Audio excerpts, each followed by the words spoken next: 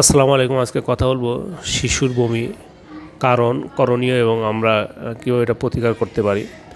প্রথমে আসি যে শিশু কেন বমি করে। শিশু বিভিন্ন কারণে বমি করতে পারে। মোট যে কমন কজ সেটা হলো যে বাচ্চা ওভার ফিডিং যদি করে ফেলে, ওভার ফিডিং বা আমরা যদি বাচ্চাকে বেশি খেয়ে ফেলি। সাধারণত পাকস্থলীর 3 ভাগের 1 ভাগ ফাঁকা রাখা লাগে যাতে সে পাকস্থলীটা খাবার হজম করতে পারে। কিন্তু কোনো কারণে যদি পাকস্থলীটা পূর্ণ হয়ে যায় তখন দেখা যাবে যে বাচ্চা বমি করে দিচ্ছে। খাওয়ার পরে একটু নড়াচড়া হাঁটাচলা করলেই বাচ্চা বমি করে দিচ্ছে। আরেকটা যদি খাবারে কোনো অ্যালার্জি থাকে, যেমন কিছু কিছু বাচ্চার ক্ষেত্রে দেখা যায় যে গরুর দুধ, হাঁসের ডিম, তারপরে সয়াবিন ইত্যাদি খাবারে অ্যালার্জি থাকতে পারে। এইসব খাবার সংবেদনশীল খাবার খেলে তখন সে বমি করে দেবে। যদি কোনো পাকস্থলী যদি কোনো ইনফেকশন হয়, ভাইরাল গ্যাস্ট্রাইটিস বা ব্যাকটেরিয়াল ইনফেকশন হয়, সেই ক্ষেত্রেও বাচ্চা বমি করবে।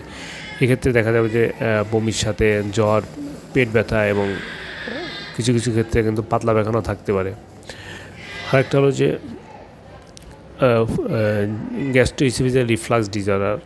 সাধারণত পাকস্থলীতে একটি নালী দিয়ে খাবার আসে, আরেকটা নালী দিয়ে চলে যায়। যে নালী দিয়ে খাবার আসে সেটা যদি বন্ধ না থাকে, যদি হোয়াইট থাকে, তখন দেখা গেলো খাবার নিচে না যায়, অনেক সময় খাবার উপর দিয়ে চলে আসে, সেক্ষেত্রে বমি হতে পারে। আরেকটা হচ্ছে ফুড পয়জনিং। যদি বাচ্চা বাসি পচা বা খাবার খায় বা ময়লা মুখে দেয়, মানে জীবাণুযুক্ত ময়লাগুলো যদি সে খায়, সেই ক্ষেত্রে দেখা যাবে যে বমি হবে।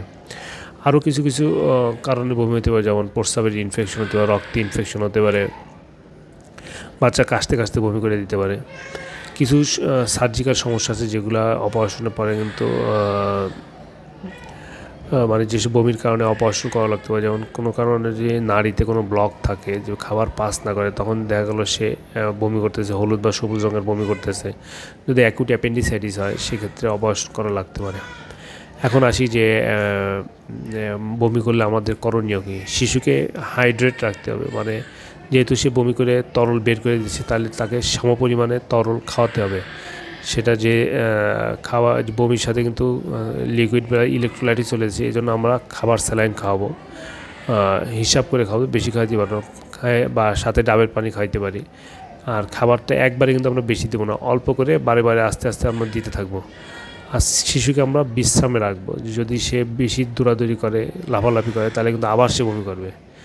আরেকটা জিনিস খেয়াল রাখতে হবে যে তরল খাবার একবারে বেশি খাওয়ানো যাবে না, এই ক্ষেত্রে অল্প করে বারবারে খাওয়াইতে হবে। আর যে জিনিসগুলো আমরা এড়িয়ে চলবো, যে একবারে বেশি পরিমাণে খাওয়া না। আর বাজারে যেসব বমি বন্ধের ওষুধ বা যেসব অ্যান্টিবায়োটিক আছে, এগুলো আমরা নিজেদের মন গড়া মতো খাওয়াবো না, এটা অবশ্যই ডাক্তারের সাথে কথা বলে আমরা খাওয়াবো। এখন আসি যে বমি হলে কখন আমরা ডাক্তারের কাছে যাব। বমি যদি আপনার 24 ঘন্টার বেশি পারসিস্ট করে, বমি যদি করতে করতে বাচ্চা যদি দুর্বল হয়ে যায়, চোখ বসে যায়, প্রস্রাব বন্ধ হয়ে যায়, সেক্ষেত্রে আমরা ডাক্তারের কাছে যাব। বাচ্চা যদি হলুদ বা সবুজ রঙের বমি করে বা অনেক সময় বমির সাথে যদি রক্ত যায়, সেক্ষেত্রে আমরা ডাক্তারের কাছে যাবো। আবার যদি বমির সাথে যদি জ্বর, পাতলা পায়খানা, পেট ব্যথা থাকে, সেক্ষেত্রে আমরা ডাক্তারের পরামর্শ নিব এবং অবশ্যই ডাক্তারের পরামর্শ অনুযায়ী আমরা ওষুধ খাবো। ধন্যবাদ। শিশুর বমি নিয়ে যদি আপনাদের আর কোনো কোশ্চেন থাকে আমাদের করতে পারেন, আমি ইনশাল্লাহ উত্তর দেব। ধন্যবাদ।